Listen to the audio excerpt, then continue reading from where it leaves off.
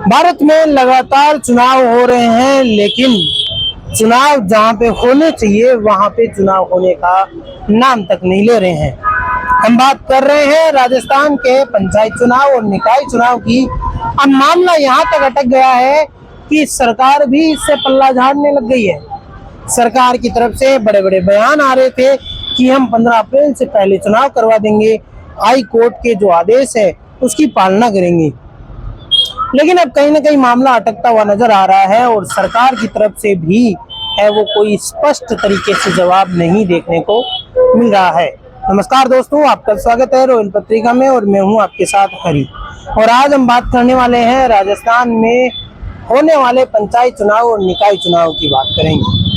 14 नवंबर का दिन था और हाईकोर्ट की तरफ से एक फैसला आता है और उस फैसले में ये कहा जाता है कि 15 अप्रैल डेडलाइन है। राज्य निर्वाचन आयोग, राजस्थान सरकार और ओबीसी आयोग को ये आदेश दिए जाते हैं कि 15 अप्रैल से पहले ये चुनाव हो जाने चाहिए, यानी ओबीसी आयोग की रिपोर्ट आ जानी चाहिए और जो फाइनल जो सूची है, जो चुनावी सूची है वो भी जारी हो जानी चाहिए, यानी मतदाता सूची है वो भी जारी हो और चुनाव हर हाल में 15 अप्रैल से पहले हो जाने चाहिए। आज 17 अप्रैल का दिन है और आज तक चुनाव का कोई नाम और निशान भी नहीं है। हम आपको बता दें कि सरकार की तरफ से जब हमने सवाल पूछा, मदन राठौड़ से भी मैंने सवाल पूछा था, राजेंद्र राठौड़ से भी सवाल पूछा था। राजेंद्र राठौड़ ने यह कहा था कि चुनाव जल्द करवाएंगे। मदन राठौड़ ने यह कहा कि चुनाव करवाना हमारे हाथ में ही नहीं है, चुनाव तो राज्य निर्वाचन आयोग करवाएगा। और वहीं पे ओबीसी आयोग की रिपोर्ट की अगर बात करें तो उसका कार्यकाल है वो बढ़ा दिया गया है, सितंबर कर दिया गया है। ऐसे में अब ये कहा जाता है कि भैया अगस्त से सितंबर के बीच है वो ओबीसी आयोग की रिपोर्ट आएगी और रिपोर्ट आने के बाद ही चुनाव हो सकेंगे।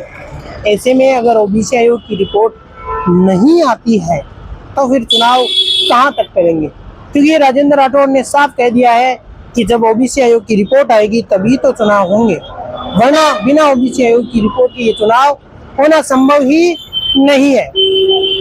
ये तो था सरकार का पहलू। अब हम विपक्ष का पहलू भी हम आपको सामने रख देते हैं।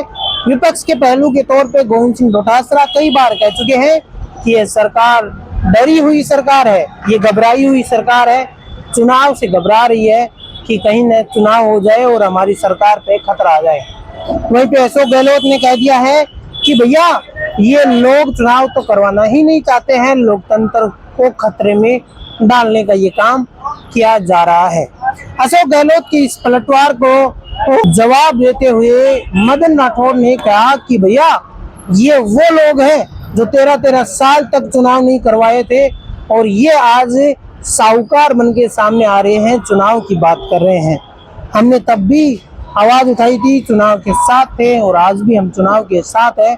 अगर ओबीसी आयोग की रिपोर्ट आ जाती है, राज्य निर्वाचन आयोग अगर चुनाव करवाना चाहते हैं तो फिर सरकार है वो चुनाव के लिए बिल्कुल तैयार है, वो बैठी हुई है। ऐसे में अब सामने आ रहा है कि ये चुनाव का जो मसला है वो पक्ष विपक्ष, राज्य निर्वाचन आयोग और ओबीसी आयोग की रिपोर्ट के बीच में ये फंस के रह चुका है। ऐसे में सवाल यही है कि ये चुनाव कब होंगे, पंचायत चुनाव होंगे कब। मैं कैमरामैन जावेद के साथ जयपुर शहरी, धन्यवाद।